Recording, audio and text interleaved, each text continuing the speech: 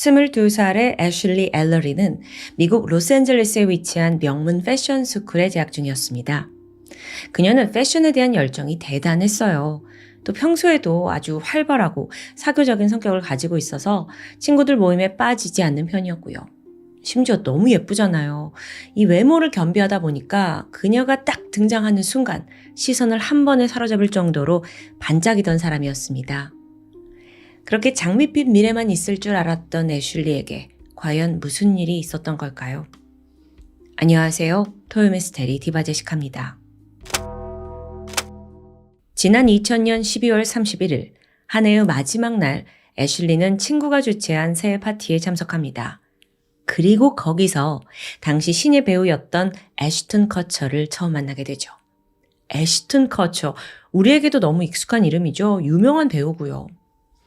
당시에 그는 TV 시트콤 That 70s Show 주연을 따냈고요. 할리우드 차기 스타로 각광받고 있었어요. 그날 파티에서 만난 두 사람은 패션이라는 매개체로 빠르게 가까워졌고요. 매일같이 연락을 주고받았죠. 그러다 보니까 썸 같은 미묘한 기류가 흐르기 시작하는데요. 그러다 드디어 우리 만나서 데이트할까요? 2001년 2월 21일 D-Day가 잡혔습니다. 애슐리는 이날을 손꼽아 기다리고 있었죠. 그러다 약속 당일 갑자기 애쉬턴에게 스케줄이 잡혀버립니다. 이게 도저히 거절하기 힘든 자리였는데요. 선배 대배우 집에서 동료 배우들, 스태프들 다 모여가지고 그래미 시상식을 같이 보고 또 밤 늦게까지 파티도 하자라는 계획입니다. 이게 신인 배우로서는 도저히 거절하기 힘들어요. 그래서 결국 애쉬턴은 애슐리에게 양해를 구했고 그나마 파티가 좀 무리익으면 내가 혼자 몰래 빠져나올 테니까 우리 같이 저녁 먹자라고 제안을 합니다. 자기는 아직 신인 배우였기 때문에 조용히 혼자 사라져도 괜찮을 거라고 생각했던 거죠. 그렇게 파티에 참석을 하는데 이게 웬걸? 예상외로 거기에 온 동료들, 배우들, 스태프들이 끊임없이 다가와서 대화를 하는 거예요. 이 상태로 자리를 비우면 티가 날 것 같았고요. 또 그러면 좁은 업계에서 좋지 않은 평판을 남길 수 있죠. 그래서 저녁 8시 24분 애쉬턴은 고민 끝에 애슐리에게 다시 전화를 겁니다. 정말 미안한데 아무래도 더 늦을 것 같아. 내가 최대한 빨리 나가볼게. 이때 애슐리는 괜찮아. 중요한 자리인데 일이 먼저지. 그를 달랬습니다. 그러면서 오히려 자긴 막 샤워를 끝냈는데 준비 시간을 벌 수 있을 것 같다며 그를 안심시켰죠. 전화를 끊고 모임을 계속 이어가던 애쉬튼은 결국 밤 10시가 돼서야 겨우 파티를 빠져나옵니다. 그리고 바로 애슐리한테 전화 걸었죠. 근데 이상합니다. 2번, 3번 전화했지만 그녀가 받질 않는 거예요. 순간 애쉬튼은 내가 계속 늦어져서 얘가 화가 났구나 싶었어요. 그래서 서둘러 그녀의 집으로 차를 몰았죠. 도착을 했는데 집 앞에 애슐리 차가 세워져 있더라고요. 아직 나간 건 아니겠네 싶었습니다. 잠시 후 애쉬턴은 현관문 초인종을 누릅니다. 띵동. 이때 문 틈새로 불빛이 새어나오고 있었거든요. 그러니까 분명 안에 사람이 있을 거다라고 확신을 하게 되죠. 근데 띵동 띵동 아무리 기다려도 반응이 없어요. 문 두드리고 애슐리 나 왔어 불렀지만 반응이 없어요. 또 혹시나 싶어 현관문을 잡고 열어보려고 했는데 문은 굳게 잠겨 있었습니다. 결국 답답한 마음에 애쉬튼은 옆 창문을 통해 집 안을 살짝 들여다보게 돼요. 여기서 이상한 장면이 눈에 들어왔죠. 바닥에 레드 와인이 이렇게 흩뿌려져 있더라고요. 그때의 상황에 대해 애쉬튼은 애슐리가 나 기다리다가 지쳐서 다른 친구들과 술자리를 했구나 라고 생각했습니다. 그래서 당장 들어가긴 좀 무안해졌고 그냥 자책하면서 발걸음을 돌리게 되는데요. 다음날 이른 아침 애슐리와 함께 살고 있던 룸메이트 제니퍼가 밤새 파티를 즐기고 집으로 돌아옵니다. 아직 숙취가 너무 심해서 막 속이 울렁거려요. 빨리 씻고 자고 싶은 심정이죠. 그렇게 집 안으로 들어간 순간 깜짝 놀라고 말았죠. 집 안이 난장판이었습니다. 그리고 무엇보다 현관에서 욕실 앞까지 붉은 액체가 흥건해요. 이게 젤리처럼 끈적이더라고요. 그런데 이걸 본 제니퍼가 순간 푹 실소하게 돼요. 아, 애슐리 얘 평소에도 진짜 장난 좋아하더니 어디서 영화 소품 가져와가지고 나 놀래키려고 그러는 거구나. 웃음을 참으면서 핏자국을 따라가는데 잠시 후 욕실 앞에 도착한 순간 제니퍼의 표정은 차갑게 굳습니다. 애슐리! 거기엔 알몸으로 피를 흘린 채 쓰러져 있는 애슐리가 있었습니다. 그런데 순간 제니퍼는 범인이 아직 이 집에 있을 수 있다는 생각이 들어요. 그래서 허겁지겁 밖으로 도주했죠. 간신히 자신의 차에 올라타서 그녀는 119에 신고를 접수합니다. 잠시 후 현장에 도착한 경찰은 본격적인 수사에 착수합니다. 애슐리가 정말 끔찍한 죽음을 맞이했어요. 목이 잘린 채 죽어 있었고 가슴, 배, 등에 12번의 치명상을 입었습니다. 게다가 머리를 15cm가량 깊게 찔리면서 두개골, 뇌 모두 손상되었죠. 죽기 전 끝까지 방어했던 흔적까지 합치면 총 온몸에서 47개의 자상이 발견됩니다. 여기서 수사관은 피해자가 욕실 앞에서 알몸으로 발견된 점에 주목했어요. 그러니까 샤워를 하고 나오다가 습격을 받은 것으로 보이죠. 자, 그렇다면 애쉬튼과 마지막 통화를 한 저녁 8시 24분 직후에 살해당했다고 볼 수 있습니다. 그래서 이걸 토대로 그 시간에 수상한 인물이나 낯선 소리를 들은 사람이 없는지 탐문을 했죠.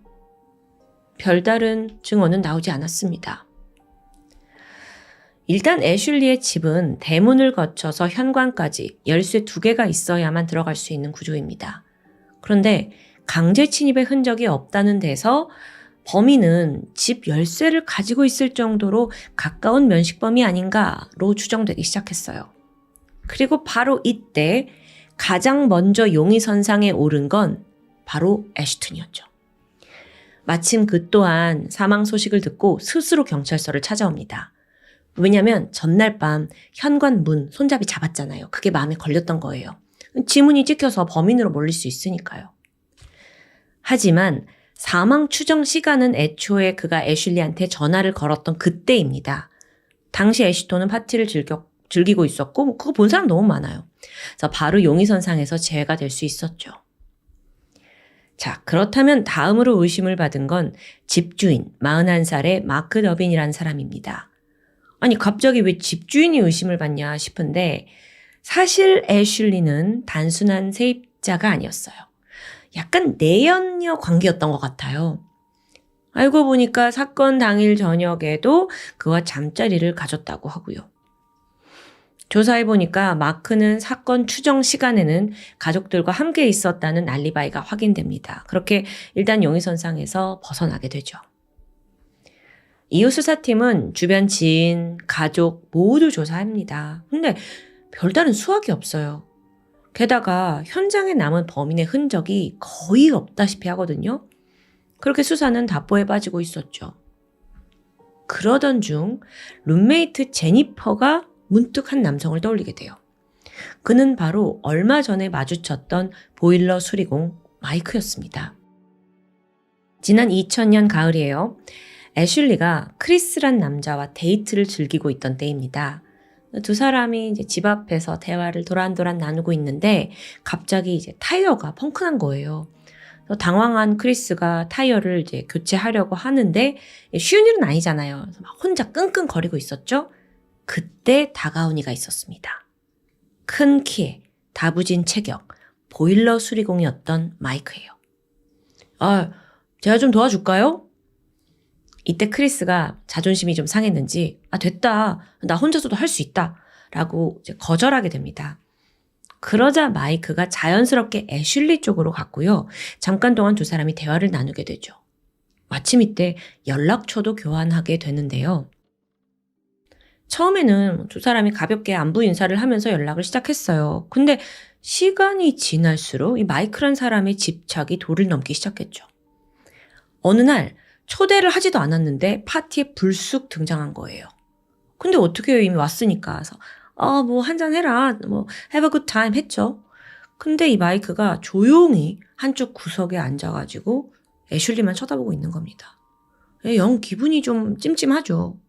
또 어쩔 때는 애슐리네 집 이 밖에 주차장에서 밤새 애슐리가 그 사는 방을 지켜보기도 하고요.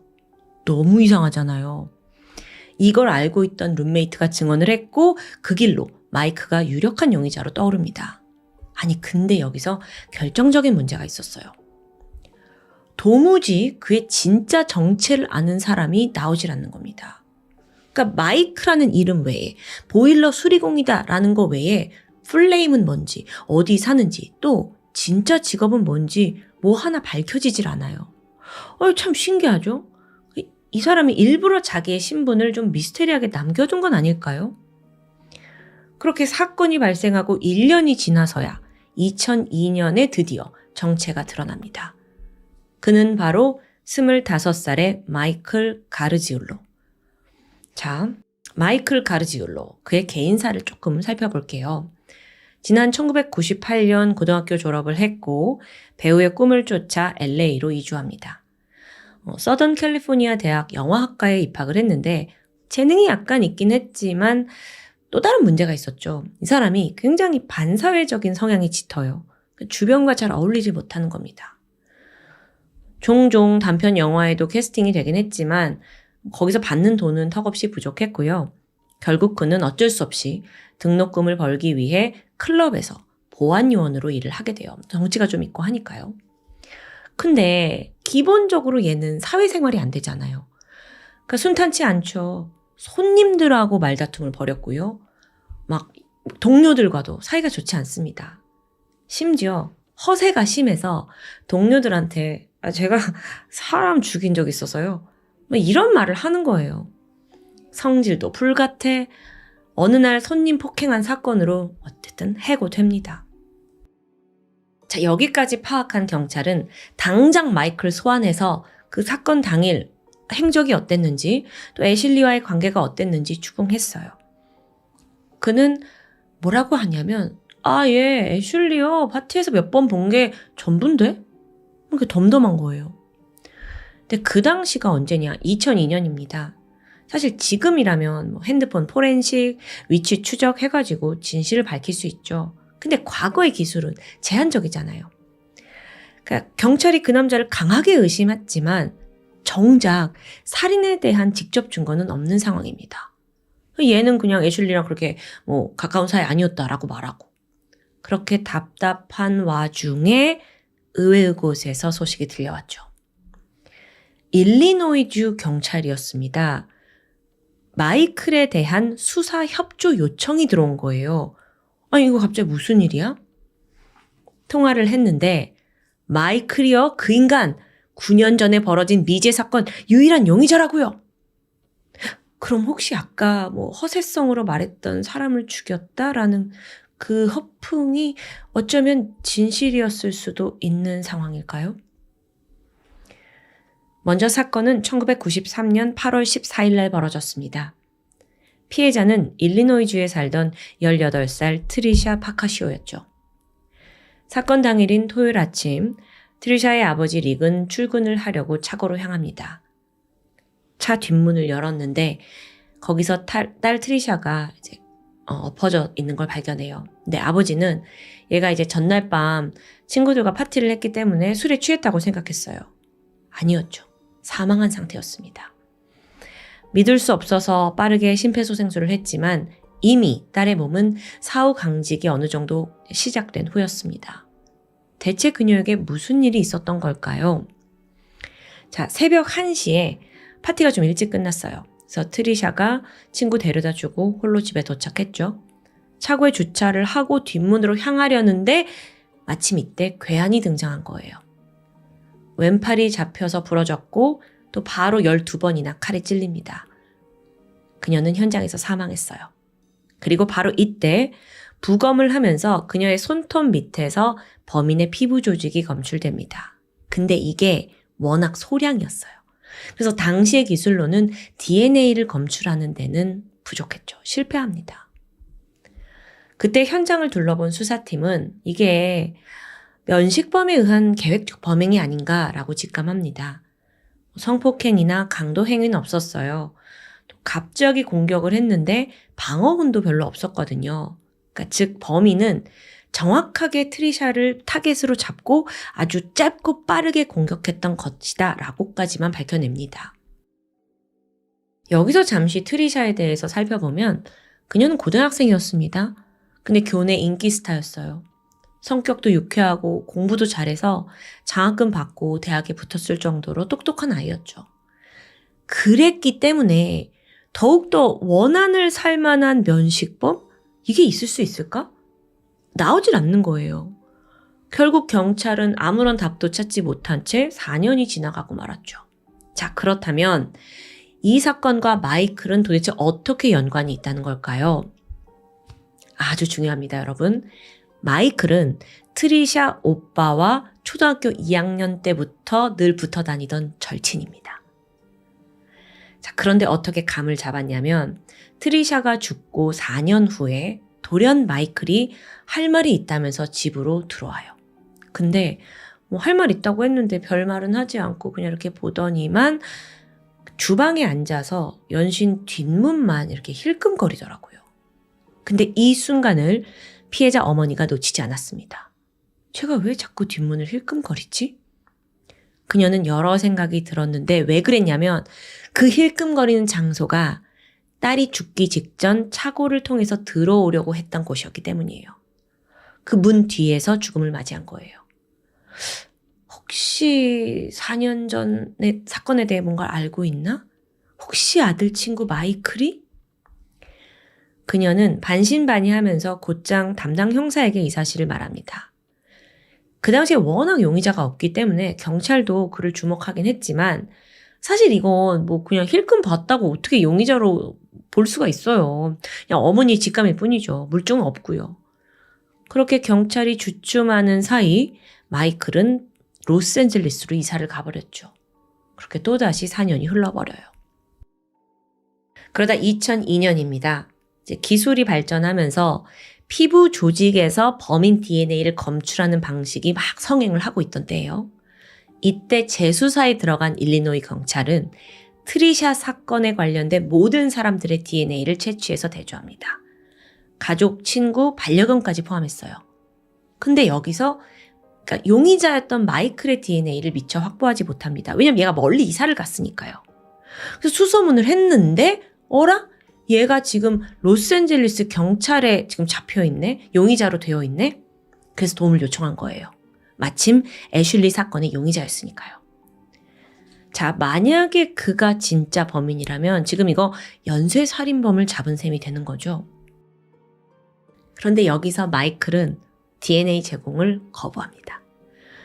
이걸 강제 집행이라도 하려면 영장이 필요해요. 여러분 참고로 미국 헌법은 개인 신체에 대한 수색과 압수를 엄격하게 제한합니다.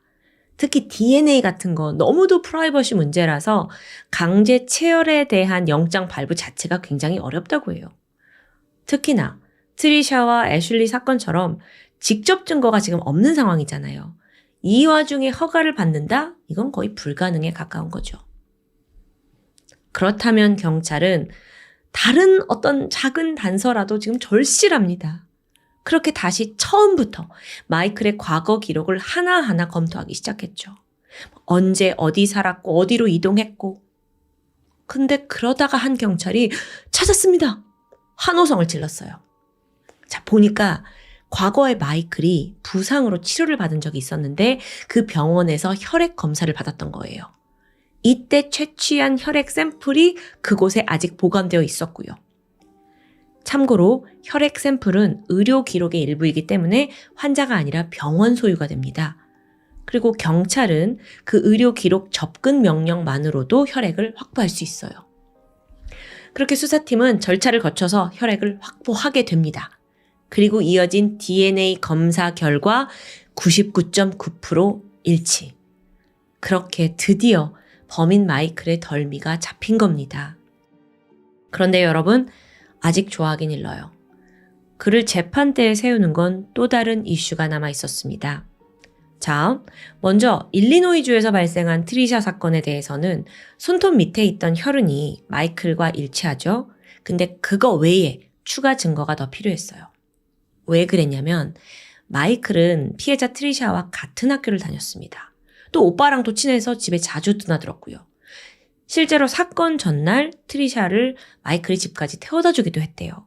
그렇기 때문에 두 사람이 이제 접촉했을 가능성이 있으니까 우연히 손을 이렇게 해가지고 DNA가 남았을 가능성을 배제할 수 없죠. 결정적인 증거가 더 필요한데 일리노이주 측에서는 아무것도 찾지 못합니다. 그렇게 다 잡은 범인 허무하게 놓치고 말았죠. 그러면 로스앤젤레스 사건은 어땠을까요?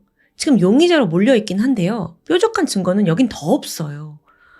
그러니까 미치고 팔짝 뛰는 상황이죠? 그렇게 지지부진하는 가운데 마이클은 로스앤젤레스에서 좀 떨어진 엘몬테로 거처를 옮깁니다.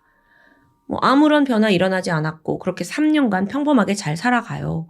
여자친구도 만났고 아이 낳고 가정을 꾸렸고요. 경찰은 계속 그를 주시했어요. 제 범인 맞는데 이걸 어떻게 밝혀내지? 벌써 2건인데. 그럼 뭐예요? 증거가 없는데. 경찰도 할 수 있는 게 아무것도 없었습니다. 자, 그런데 여러분, 지금부터 챕터 2가 시작됩니다. 2005년 또 다른 사건이 벌어진 거예요. 마이클과 같은 아파트 단지에 살고 있던 32살의 여성 마리아 브루노는 가정폭력을 겪고 남편과 이혼했고 홀로 4명의 아이들을 키우고 있었습니다. 4명이나 아이가 되다 보니까 안전한 주거시설을 찾고 있었는데 그러다가 이제 이 아파트에 정착을 하게 된 거죠. 이유가 뭐였냐면 여기가 공동 현관에서부터 외부인의 출입을 다 통제하는 그런 곳이었습니다. 꽤 안전해요. 2005년 12월 1일 마리아는 집에서 목이 반쯤 잘린 채 시신으로 발견됩니다. 몸에 17개의 자상이 남아 있었는데요. 그 패턴으로 봤을 때 범인은 왼손잡이였죠. 조사 결과 범인이 새벽 1시 부엌 창문으로 들어온 것 같아요. 그리고 현장에서 그 파란색 신발 커버 한쪽이 발견됐고요. 그러니까 이거 족적 남기지 않으려고 착용한 거죠. 자, 이렇게까지 했다는 데서 뭘 생각할 수 있을까요? 이거 상습범이네. 그렇게 수사를 이어가던 경찰은 주민으로부터 결정적인 증언을 듣게 됩니다. 마리아가 애들이랑 아파트 공원에 자주 나왔어요. 그런데 건너편에서 웬 남성이 그걸 지켜보고 있더라고요. 그게 한두 번도 아니었고요. 매번 마리아랑 같은 시간에 겹치던데. 이 증언을 바탕으로 몽타주가 그려졌습니다. 자, 일단 사건 당일에 이 아파트 단지에 외진이 왔다는 기록은 없어요. 그래서 경찰도 범인이 내부에 있겠구나라는 생각이 들었죠. 그래서 집집마다 방문을 해서 그 몽타주를 들고 인상착의를 대조하는데 그중 한 남성이 놀랍도록 유사했습니다. 그게 바로 모두가 예상했듯 마이클이에요. 또 마이클이에요. 자, 그럼 이제는 잡을 수 있을까요? 아니요. 지금 마리안의 가족을 수상하게 지켜봤다는 걸로는 살인죄를 물을 수 없죠.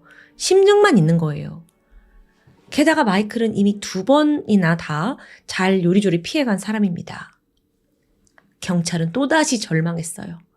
아무리 수사해도 증거는 없어. 체포도 못해. 기소도 못해. 그렇게 수사가 난관에 부딪히는 사이 마이클은 그때 결혼했던 여자친구와 헤어지고 산타모니카로 이사를 갑니다. 그리고 여러분 3년 뒤에 여기서 또다시 비보가 들려와요.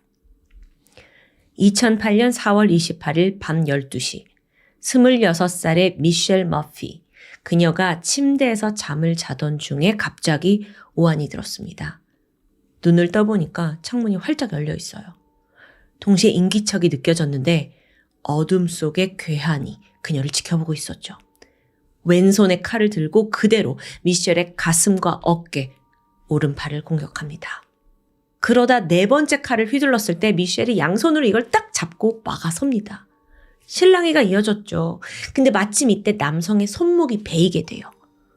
괴한이 놀랐는지 주춤했는데 이때 미셸이 그를 발로 힘껏 차버렸고 침대 밑으로 떨어뜨려요. 남성은 그 길로 황급히 도주합니다. 그러면서 침대와 계단에 아까 베었잖아요. 여기서 떨어진 혈흔이 남게 된 거예요. 미셸은 바로 신고했고 곧이어 수사가 시작되는데요. 자, 괴한이 남긴 혈흔은 이 사건에서 가장 중요한 단서였습니다. 그리고 DNA를 대조하자 99.9%의 일치율로 또다시 마이클 가르지올로가 떠오릅니다. 동시에 산타모니카 경찰은 이전에 일리노이주, 로스앤젤리스, 또 엘몬테 그 관련 모든 수사에서 얘가 용의자였다는 사실까지 파악하게 되죠. 3번은 실패했지만 이번에는 결정적인 증거, 혈액이 있습니다. 절대 빠져나갈 수 없을 거예요. 그렇게 2008년 6월 마침내 연쇄살인마 마이클이 체포됩니다. 지금 확실한 혐의가 있었기 때문에 자택 압수수색도 가능했어요. 가보니까 집 다락방에 그 3년 전 아파트 주민이던 마리아 죽었잖아요.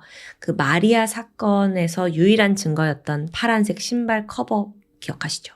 그거의 나머지 반쪽이 발견됩니다. 나머지 한쪽이요. 자, 그렇게 마이클은 3건의 살인과 1건의 살인 미수 혐의로 기소가 돼요. 근데 이게 사법 관할에 문제가 있죠.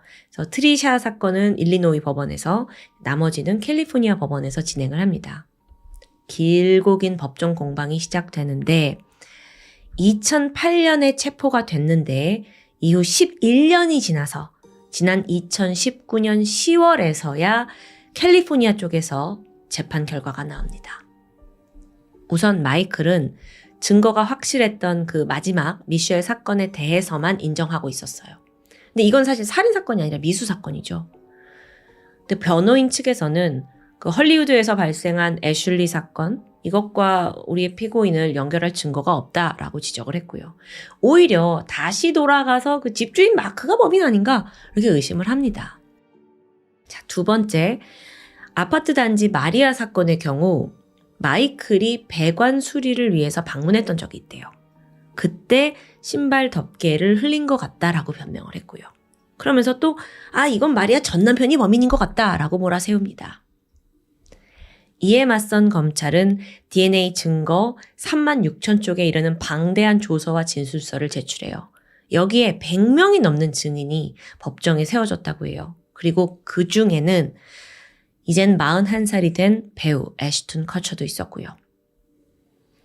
긴 논의 끝에 배심원단은 어떤 결과를 내렸을까요? 모두 유죄였습니다.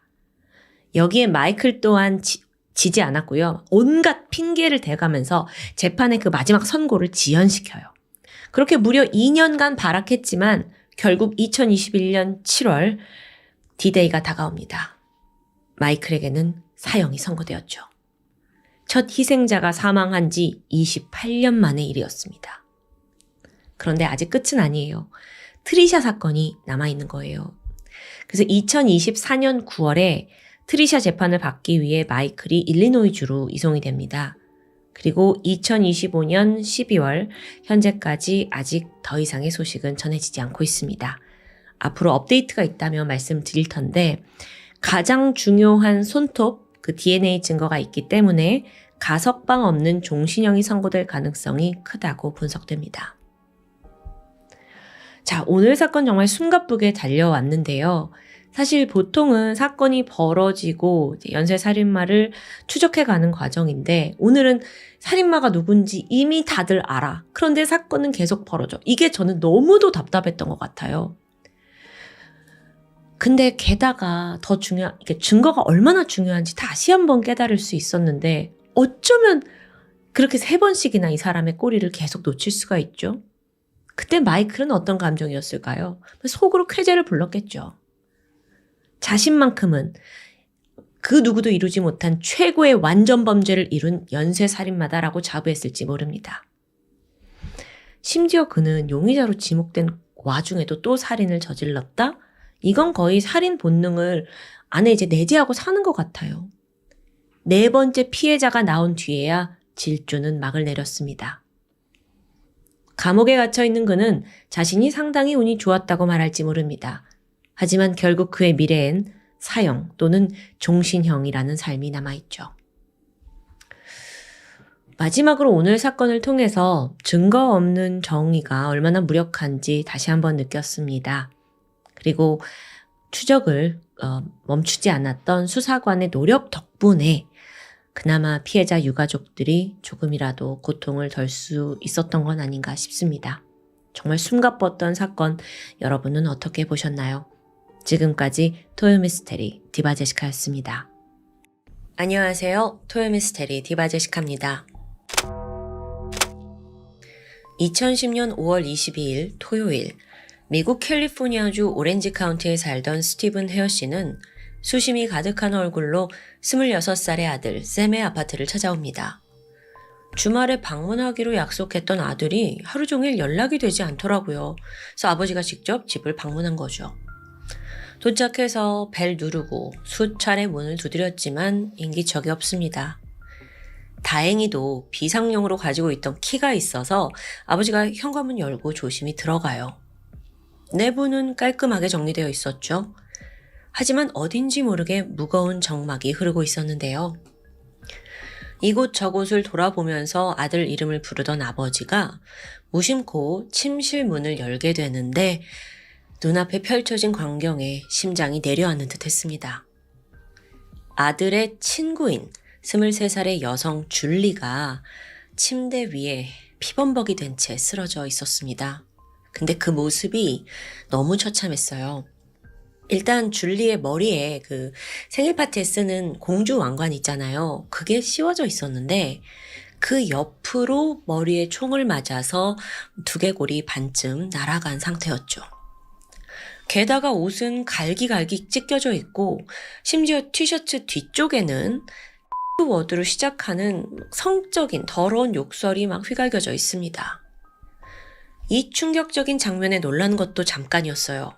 아버지 스티브는 정신이 번쩍 들었죠? 내 아들은 어디 있지? 샘도 당한 거야? 아니면 혹시 샘이 이런 짓을 저지른 거야? 여기가 아들 집이잖아요. 그래서 아버지는 샘이 사고를 친 걸까? 불길함이 들었습니다. 하지만 아직 그 어떤 것도 확신할 수 없었기 때문에 아버지는 급히 911에 신고를 합니다. 현장에 도착한 경찰과 감식 요원들은 이곳이 마치 처형장 같다는 느낌을 강하게 받습니다.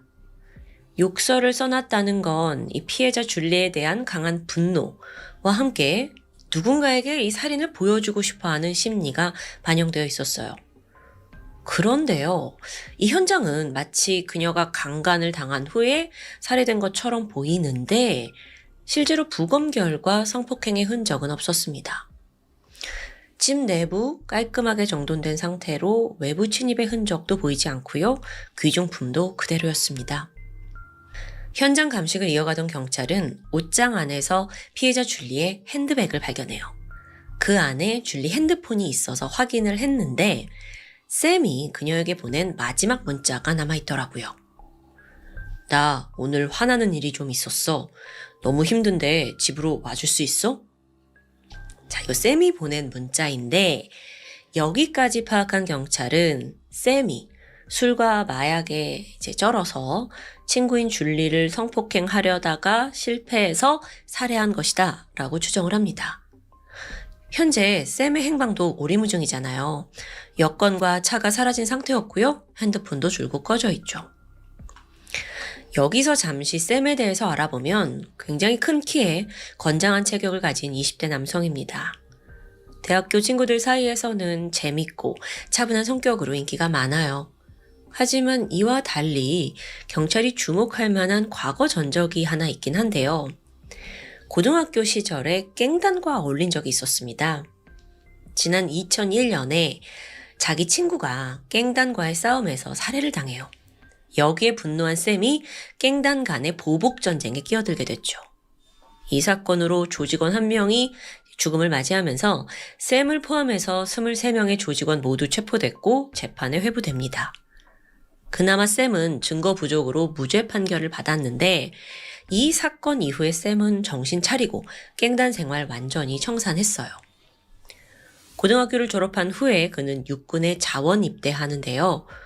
3년간 아프가니스탄 파병을 다녀왔습니다. 그런데 제대를 한 후에 안타깝게도 전쟁 트라우마에 시달리는 PTSD를 겪게 돼요. 매일 괴로워하고 있었는데 그나마 지속적인 치료를 받으면서 상태가 점점 호전되고 있었죠. 그 와중에도 장교로 재입대하겠다라는 목표를 세우고 대학 학위 취등을 목표로 열심히 공부에 임하고 있었고요. 한편 샘과 줄리는 대학 교양 수업에서 처음 만났습니다. 줄리는 일본 이민자 부부의 딸인데 애초부터 이 캘리포니아에서 태어났어요. 어릴 적부터 춤도 잘 추고 예술적인 재능을 많이 보였는데 대학에 가서는 패션 디자인을 전공하게 돼요. 평소 줄리는 되게 친절하고 배려심이 깊은 성격이었고요. 또 여기에 다소 엉뚱하고 재밌는 면도 있는 매력적인 여성이었죠. 샘과 줄리 이 둘은 대화가 잘 통하는 친구였습니다. 자주 연락하고 잘 지내고 있었어요. 둘 간에 어떤 이슈가 있었던 건 아닌데 그럼에도 경찰은 여전히 줄리 살인 사건의 샘을 강하게 범인으로 의심하고 있었죠. 그 결정적인 이유는 샘이 과거 갱단 관련 살인 혐의로 기소된 전적이 있잖아요. 그 점과 또 전쟁 PTSD를 겪는다라는 것도 이유였어요. 그러니까 워낙 불안한 인물이라는 거죠. 거기에 실제 살인도 샘 집에서 발생을 했고 현재 샘은 행방불명 상태예요. 이게 의심을 살만했던 겁니다. 하지만 샘의 아버지는 강력히 반박했죠. 아들은 파병을 한 후에 자신의 삶을 되찾으려고 무던히 노력했고 지금 착실하게 살고 있다. 매주 부모님 집 방문하고 학업도 우수해. 미래를 위해 저축도 열심히 하는 앤데 그런 아들이 술과 마약에 취해서 친구를 죽이고 그대로 도주했다? 이게 말이 안 된다라는 주장입니다. 여기에 경찰이 물어요. 아니 그럼 지금 아들 샘이 어디 있는 겁니까? 아버지도 대답을 하지 못하죠. 그래서 결국 직접 아들의 행방을 찾아 나서는데요. 생각보다 어렵지 않은 곳에서 단서가 나왔습니다. 사건 이후에 샘의 신용카드로 롱비치에 있는 ATM기에서 돈이 인출된 정황이 포착된 거예요. 뿐만 아니라 인근 피자 가게에서 주문한 내역도 있더라고요. 그래서 아버지가 당장 이 사실을 경찰에 알렸고요. 경찰은 해당 ATM 기기의 CCTV를 수거합니다. 영상을 확인해보니 돈을 인출한 남성은 샘이 아니에요. 안경과 모자를 푹 둘러쓰고 있었는데 얼굴이 청소년 정도의 앳된 모습이었죠. 이어서 경찰은 두 번째로 카드를 사용한 피자 가게로 갔고요. 그 CCTV 속에 남성을 사진을 보여주거든요. 근데 직원이 정확히 그를 기억하고 있더라고요. 심지어 피자를 배달한 주소도 알아냅니다. 이때까지만 해도 경찰은 샘이 이거 다른 사람 시켜서 돈 인출하고 피자도 시킨 거구나 라고 추정을 해요. 게다가 만약에라도 그가 줄리를 살해할 때 그 총을 아직도 가지고 있다면 무장했을 가능성이 있습니다.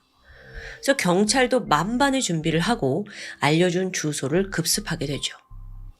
하지만 그곳에 샘은 없었습니다. 대신 앞서 카드를 사용했던 그 CCTV 속에 앳띤 남성이 있었죠. 그는 16살의 웨슬리였는데요.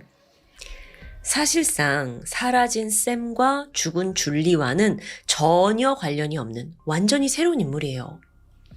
그래서 경찰이 웨슬리한테 네가 왜 샘의 카드를 사용한 거냐라고 추궁을 하게 되는데 자, 여기서부터 이제 새로운 인물이 또 등장합니다.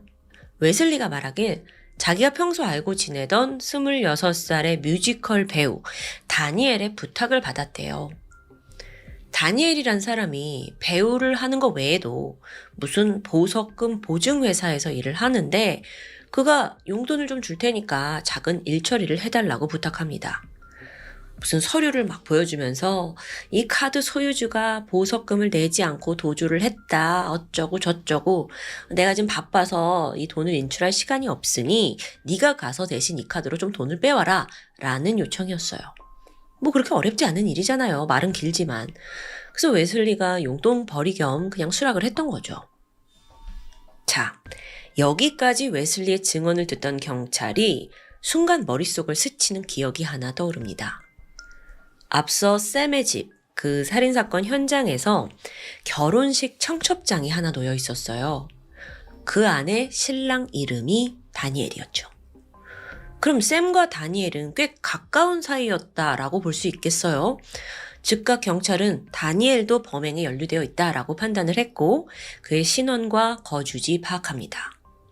그런데 주소를 확인한 경찰이 또 한 번 놀라요. 세상에나 다니엘은요, 그의 약혼녀 레이첼과 함께 샘의 아파트 바로 아래층에 살고 있더라고요. 다니엘, 보석금 보증회사에 일한다던 웨슬리의 증언과 달리 사실 그는 마땅한 직업이 없는 상태였습니다. 여러 역할을 맡아본 뮤지컬 배우이긴 했는데요. 직업 특성상 벌이가 그렇게 좋진 않았죠. 최근엔 집세가 2달이나 밀려서 주인으로부터 퇴거해라 명령을 받은 상황이고요. 한편 다니엘과 함께 살고 있던 약혼녀 레이첼은 디즈니랜드 아시죠? 디즈니랜드에서 인어공주로 활약을 할 만큼 아름답고 눈에 띄는 외모를 가진 여성입니다. 남친보다는 벌이가 좋았지만 좀 씀씀이가 크고 허영심이 상당한 사람이었어요. 최근 두 사람은 결혼을 준비하고 있었는데 레이첼이 나는 인생에 한 번뿐인 결혼을 너무 호화롭게 해야만 한다 라고 강하게 주장하는 바람에 다니엘이 무리하게 빚을 냅니다. 그러면서 해변 결혼식을 준비하고 또 신혼여행까지 예약한 상태였죠. 그런데 가만히 생각하면 이 다니엘이 그러니까 샘의 친구인 줄리의 죽음과 무슨 관련이 있을까요? 샘이랑 같이 죽였나? 왜? 줄리의 돈을 훔쳐간 것도 아니었잖아요. 그러니까 왜? 그러니까 수사가 진행될수록 여러 인물이 등장하니까 경찰도 골치가 아픈 상황이었습니다. 어쨌든 일단 다니엘이 샘의 카드에서 돈을 빼간 건 맞으니까 그를 부정사용 혐의로 체포합니다. 그리고 윗집에서 벌어진 줄리의 죽음과 또 샘의 잠적에 대해서도 캐묻게 돼요. 다니엘은 자기는 아무것도 모르겠다라면서 순진무구한 표정을 짓는데요. 근데 또 어떤 경로로 샘의 카드가 네 손에 있는 거냐 여기에 대해서는 또 설명을 잘 못하더라고요. 횡설수설 변명만 하고요. 경찰은 이런 다니엘의 태도를 보면서 이 사람이 분명 사건과 깊게 연관되어 있다라는 걸 직감해요. 그리고 여러 방식으로 그를 추궁하기 시작했죠. 드디어 다니엘이 입을 열었습니다. 사건 전날 밤에 집에서 쉬고 있는데 누가 문을 두드리더라고요. 나가 보니까 샘이 피를 뒤집어 쓰고 약에 취해 있었어요. 그가 분명 여자애를 살해했다고 말했어요. 그래서 저도 경찰에 신고하려고 했는데 샘이 자기를 돕지 않으면 저랑 제 약혼자까지 모두 죽이겠다고 협박을 하잖아요. 그래서 저도 어쩔 수 없었죠. 카드요? 카드는 도피를 도와준 대가로 받은 거예요. 이렇게 말을 하는데요. 자, 정리해보면 살인은 샘이 한 거다. 자긴 그냥 협박에 못 이겨서 도피를 돕고 카드를 받았다는 거예요. 이게 과연 진실일까요? 잠시 후 경찰은 DNA 검사에 응할 것을 요구합니다. 다니엘이 사건 현장에 전혀 있지 않았다면 DNA나 지문 검출될 일도 없으니까요. 그런데 순간 당황한 다니엘이 황급히 말을 바꿔요. 사실 저도 그 집에 들어가긴 했어요. 샘이 불러서 어쩔 수 없이 간 거예요. 저도 시체를 보긴 했는데요. 전 아무 짓도 안 했고 다 샘이 죽인 거예요. 이미 그 여자는 머리에 총을 2발이나 맞아서 죽어 있는데 제가 뭘 어쩌겠어요. 순간 경찰의 눈이 날카로워졌습니다. 방금 다니엘이 진술해서 단서를 찾아낸 거예요. 줄리의 머리에 남아있던 2발의 총상. 그녀가 머리에 총을 맞고 사망한 것은 맞습니다. 하지만 그게 머리카락에 가려져 있어서 현장에서는 사실 총상이 하나로 보였어요. 그래서 경찰조차 부검 이후에 이 총상이 2발이라는 걸 정확히 알아냈을 정도죠. 근데 그걸 다니엘이 알고 있다고요? 경찰의 의심이 확신으로 변하는 순간이었습니다. 하지만 여전히 지금 실종된 샘 또한 공범이라는 의심은 거두지 않았죠. 결국 다니엘은 결혼식을 이틀 남긴 시점에서 구속됩니다. 얼마 후 구치소에 있던 다니엘이 약혼녀인 레이첼에게 전화 한 통을 걸어요. 그러면서 이제 걱정을 하고 있는 여자친구에게 나는 샘의 도피를 도와준 것뿐이다. 걱정하지 마라. 나 곧 나간다. 안심시켰습니다. 그러면서 자기가 구속되기 전에 자기 형인 팀에게 맡겨둔 물건이 하나 있는데 그걸 좀 처리해달라고 부탁을 해요. 그 길로 레이첼은 형에게 가서 다니엘이 맡겨둔 가방을 찾아옵니다. 그리고 호기심에 그걸 열어보게 되는데 그 안에 시신 해부에 사용한 피 묻은 톱과 샘의 핸드폰, 여권, 지갑이 다 들어있더라고요. 레이첼이 진실을 마주한 순간이었죠. 그래서 그녀가 즉각 다니엘과 통화를 하면서 야, 네가 죽인 거지. 너 나한테 거짓말했지. 그래서 막 절규합니다. 그러자 이때 다니엘은 정말 미안하다. 우발적으로 샘과 줄리를 죽였다. 나를 도와줘라. 애원을 하고 있었어요. 그리고 이 모든 전화 내용을 경찰은 몰래 감청하고 있었죠. 그제서야 샘이 범인이 아니라 피해자라는 사실을 경찰도 파악합니다. 다니엘의 집을 압수수색했는데요. 컴퓨터 기록에서 시체 숨기는 방법, 사람을 빨리 죽이는 방법, 이런 문장을 검색한 기록이 나와요. 이렇게 증거가 지금 하나하나 나오고 있는 와중인데도 다니엘은요, 요지부동입니다. 끝까지 범행을 부인하는 거예요. 아마 이게 현재 지금 샘의 시신이 없잖아요. 그러니까 자기를 범인으로 몰기 힘들 거라고 생각한 것 같아요. 여기서 경찰이 꾀를 내게 되는데 다니엘의 자백을 이끌어내기 위해서 거짓 정보를 흘리면서 대화를 이어갑니다. 야, 다니엘, 너 어쩌냐? 죽은 줄리 시신에서 네 DNA가 딱 나왔어. 너 지금 자백 안 하면 네 형량 진짜 무겁게 늘어날 거야. 너 이래도 계속 거짓말 할래? 이 작전이 통했어요. 역시 경찰이죠. 다니엘은 그날의 진실을 털어놓기 시작합니다. 최근 다니엘은 곧 있을 결혼식과 신혼여행 비용으로 대출까지 받았고 여기에 심한 스트레스를 받고 있었습니다. 지금 집값도 제대로 못 내는 상황이죠. 직업도 변변치 않죠. 결혼은 해야 하죠. 막 너무 스트레스가 극에 달했어요. 그러다가 평소 친하게 지내던 윗집 이웃 샘이 해외 파병을 다녀온 이후에 한화로 8, 9천만 원 정도를 저축했다라는 사실을 떠올리게 돼요. 보통 파병 갔다 오면 이제 그만큼 보상을 좀 받으니까요. 그는 내 성대한 해변 결혼식, 내 신혼여행, 이 욕망에 사로잡혀서 그 순간 물불을 가리지 않게 됩니다. 며칠 후 다니엘은 샘의 집을 찾아가요. 짐을 좀 옮겨야 되는데 도와달래요. 그러면서 자기가 일하는 극장에 의숙한 다락방으로 유인했죠. 그 공간에서 샘이 짐을 옮기려고 몸을 굽히는 순간 다니엘은 숨겨둔 총을 꺼냈고 머리를 겨냥해 뒤에서 쏘았습니다. 그렇게 생각보다 쉽게 그냥 샘을 처리하게 된 거예요. 하지만 아직 끝은 아니었죠. 다니엘은 이 시신의 신원을 파악할 수 없도록 작업을 시작합니다. 미리 챙겨온 톱으로 머리와 손 잘랐어요. 각각 비닐봉지에 담아서 배낭에 넣었죠. 그리고 몸통은 극장 그 다락방에 숨겨두고요. 나머지 토막 시신을 챙겨서 인근 공원 숲속에다가 구멍을 깊지 않게 판 후에 그대로 묻어버립니다. 다 처리를 했어요. 그리고 나서 시간을 보니까 다니엘이 무대에 올라가야 할 시간이었습니다. 방금 전에 살인을 저지르고 시신까지 토막내서 유기한 다니엘은 아무렇지 않게 극장으로 돌아갑니다. 그리고 자신이 맡은 바람둥이 주인공 역할에 집중을 했고요. 즐겁게 웃으면서 열연을 펼쳤죠. 그날 유독 관객의 찬사가 뜨거웠어요. 동료들도 오늘 공연 너무 좋았다 라고 막 다니엘을 다독입니다. 그 흥분된 기분을 안고 공연 후에 다니엘은 동료들과 뒤풀이까지 즐겨요. 그리고 나서 집에 돌아오니까 그제서야 자신이 저지른 짓을 실감합니다. 샘이 사라졌고 곧 실종 수사가 진행될 텐데 어떻게 해야 되지? 여기서 또 머리를 굴려요. 샘이 마치 잠적한 것처럼 꾸며내기 위해서 또 다른 작전이 필요한 거죠.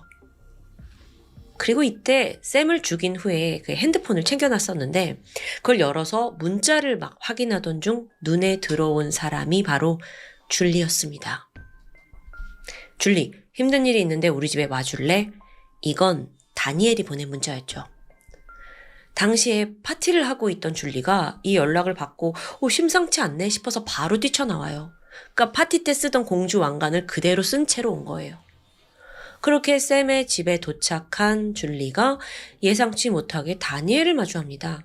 다니엘도 야 나도 샘 연락 받고 온 거야 막 연기를 하는 거예요.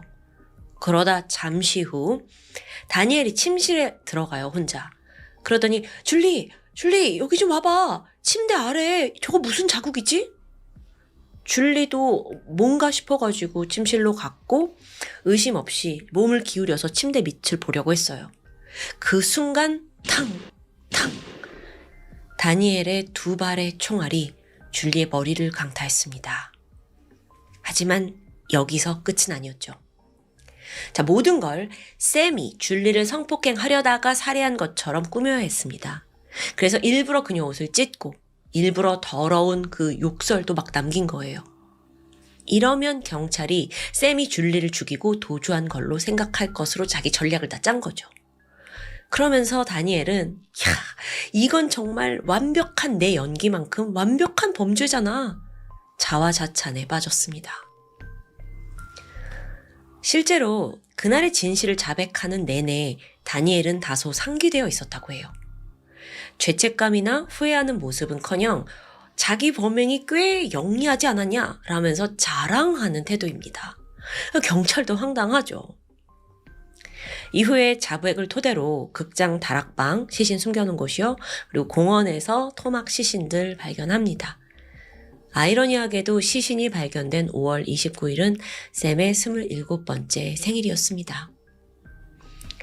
마지막 재판이 남아있는데요. 검찰은 1급 살인 2건과 시신 훼손 및 유기 혐의에 대해 사형을 요구합니다. 하지만 변호사는 입장이 달랐죠. 다니엘이 우울증과 불안 장애를 겪고 있다, 심신미약을 주장하는 거예요. 근데 이게 영 통하진 않았습니다. 그러자 변호사가 바로 작전을 바꾸더니 범행을 인정하고 수사에 협조를 할 테니 선처해달라 호소하는 거예요. 동시에 지금 다니엘은 깊게 반성하고 있고 완전히 다른 사람이 되었다고 주장합니다. 그 근거가 뭐였냐면 실제로 다니엘이 구치소에 있는 동안 거의 개과천선한 듯 사람이 바뀌었어요. 되게 선한 얼굴로 다른 수감자들을 도왔고 교화 가능성을 내비춘 거죠. 근데 이 사람 직업이 뭡니까? 이 또한 다니엘의 노련한 연기였습니다. 얄팍한 술수가 통하지 않았고요. 결국 긴 재판 끝에 그에게는 사형이 선고됩니다. 추가적으로 약혼녀 레이첼 또한 다니엘의 알리바이를 거짓말로 진술한 혐의가 있었어요. 그래서 그걸로 기소됐고요. 범죄 은폐 혐의가 인정되면서 32개월의 징역형을 선고받습니다. 사형을 받은 다니엘은요, 집행을 기다리면서 캘리포니아 주립교도소에서 생활을 합니다. 그런데 2019년 사형 집행을 코앞에 둔 그에게 놀라운 소식이 전해져요. 새로 부임한 주지사가 사형 제도에 절대 반대하는 입장이라 집행을 중단하겠다라는 행정명령을 발표한 겁니다. 다니엘은 아싸 하면서 환호해요. 그 외에 약 700여 명의 사형수들 모두 형 집행이 무기한 연기되었고요.